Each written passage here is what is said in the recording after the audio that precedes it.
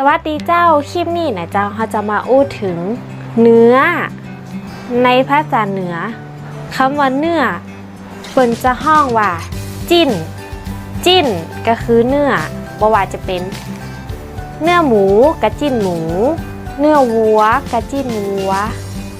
เนื้อไก่กะจิ้นไก่อาหารเหนือที่คนส่วนใหญ่จะกินกันก็คือลาบหมูลาบเมื่อหรือลาบจิ้นนั่นเองนะเจ้าเมนูลาบก็จะมีตั้งลาบดิบลาบคั่วลูม้าเหนือก็ต้องกินลาบกินลูนะเจ้าจิ้นแหมอย่างหนึ่งก็คือจิ้นส้มก็คือการนำเนื้อ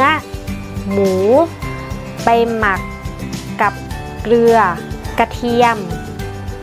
2-3 วันในถุงเพื่อให้เกิดรสเปรี้ยวเป็นกระห้องจิ้นส้ม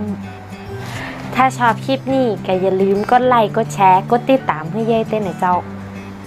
จะได้บ่พลาดคลิปใหม่ๆก็ต้องกดกระดิ่งตัวไว้เนาะแล้วป้ากันใหม่คลิปหน้าเจ้าคลิปนี้ไปแล้วเจ้าบ๊ายบาย